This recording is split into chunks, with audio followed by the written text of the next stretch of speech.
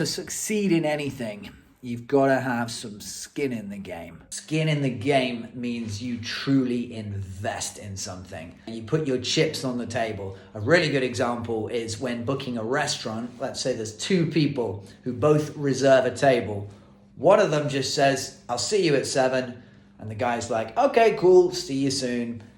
The other guy is like, I'll be there at 7. And the restaurant owner says, you have to put down a £20 deposit or you don't get your reservation. And he goes, okay, great.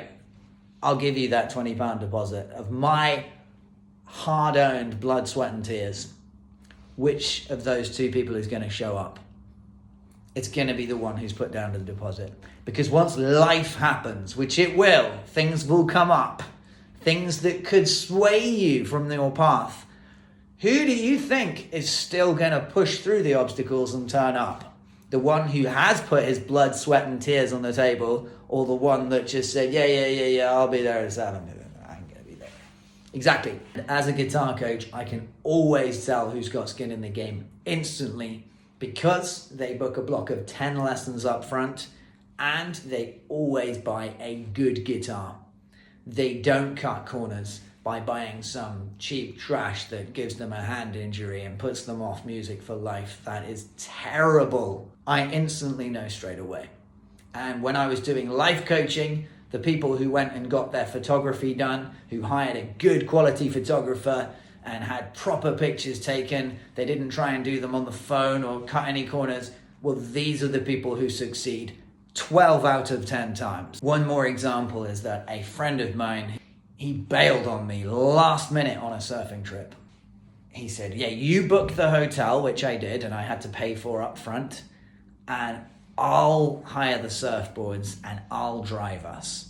Now, all of his investments were future investments, things he's gonna do, okay?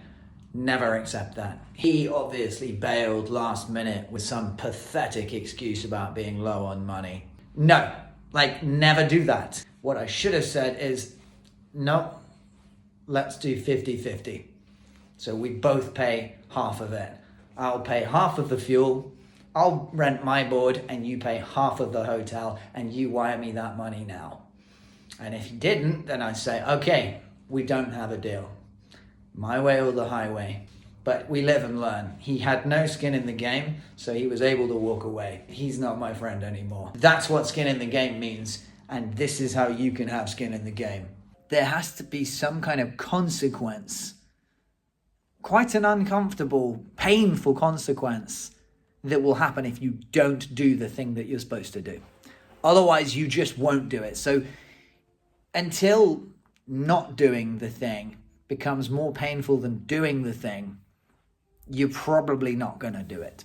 If I say to you, on a scale of 1 to 5, how much will it hurt if you don't do it? Maybe you don't practice guitar and you quit, and then in 2 years' time, you see someone who did practice, who's continued to have lessons, and they're absolutely slaying it at a party, and you can't play because you haven't done it in 2 years. How much is that going to hurt you?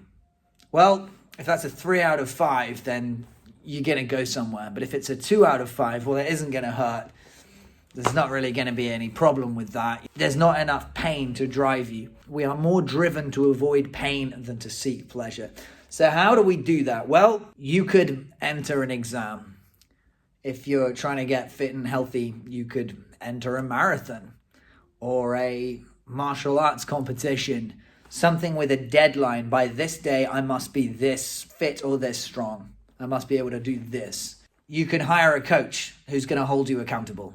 So when I had strength and conditioning in my Taekwondo career, at that point in time, I was so strong that when I was hitting people, they were falling to the ground. I was never that strong at any other time. When I had strength and conditioning for my surfing back in 2023, I was built like a tank. I've never been that built before. Again, and that was always accountability, because every week I would see my strength and conditioning coach, and I didn't want to come to that coach and say, I haven't done the exercises. I didn't get the sessions in.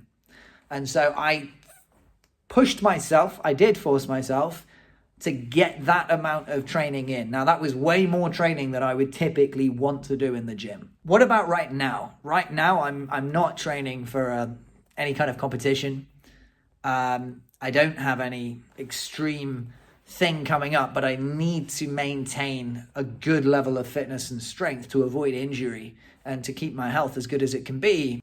What I do now is I have an accountability WhatsApp group, and I recommend you do the same. You have a WhatsApp group with other highly driven individuals who are really going somewhere in their life, and they're making things happen. They're dedicated to being successful, and they're dedicating to improving their life, and they're also dedicated to staying positive as they can. It's not a place where you complain. That WhatsApp group is purely accountability. So I say, today I'm going to eat clean. When I've told the group that, it's very hard to not eat clean, because then I would have to then say at the end of the day, actually, I didn't manage, and I don't want to do that. It's painful to admit that I didn't do what I said I'd do. So therefore, I will do everything I can to eat clean that day. Try this and watch it work. And it doesn't just have to be, I'm going to eat clean. It could be anything you want. It could be, I'm going to go to bed on time. It could be, I'm going to exercise today. It could be, I'm going to go for a walk today. It could be, I'm going to meditate today. Hell, it could even be all of those things if you're very, very confident that you're going to be able to do them. But it doesn't have to be any kind of particular thing. It's whatever you want it to be. Once you set the intention at the start of the day and said, I will do this today, it's very unlikely not to happen. If I say I'm going to practice guitar 5 times per week, if I say I'm going to go to the gym twice per week, it's very likely that I will do it because I have to. Again, I've told the group. And now if I then came to the end of the group and I said, actually, guys, I didn't manage, the pain of telling the group that I didn't do it outweighs the pain of doing it. Even if it means I'm extremely busy and I have to just do a shorter workout, or I have to break it into chunks and do some of it today and the other part tomorrow, I'm still getting workouts done because I've told the group that that's what I'm going to do. You've got to have some skin in the game. You either have to hire a coach, enter an event that forces you to be at a certain standard at a certain time, or you have to have an accountability group with 1 or 2 other people who are highly driven, who are on the same journey as you, who are also committed to bettering themselves and helping you to better yourself. Or do a combination of all of those things. Why not do all of them? But ultimately, if you have a coach, have an accountability group as well.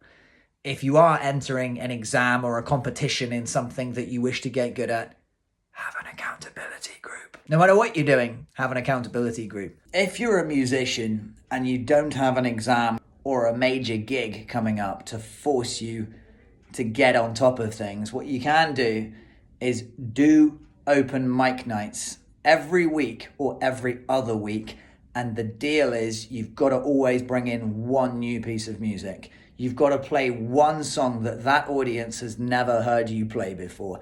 And the best way to do that is to then rotate between 2 different venues. So one week you'll be playing in the Angry Lobster, and then the next week you'll be playing in the Grumpy Horse. So each time you come to that venue, you're bringing a new piece of music.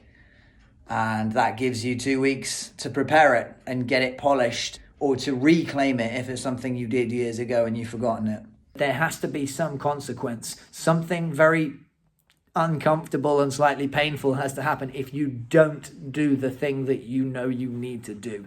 Try it, just like everything else I talk about, and you'll see. So don't be mean to the people in the group.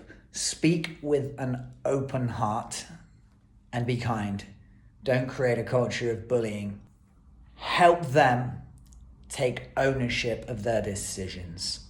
Allow them to feel the consequences of their decisions.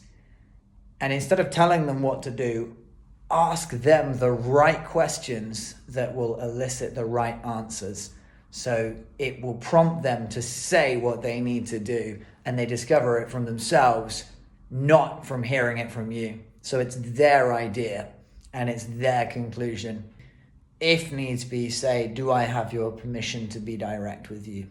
And then tell them what you've noticed or what you feel, or what you know, and then say, would you agree with this? Does this seem right to you? Have I got this correct? So they are free to say yes or no. And they're also free to confirm or deny. That's how you want to be doing it. Do it all with an open heart. Do it all with love. Do it all for the betterment of everyone around you.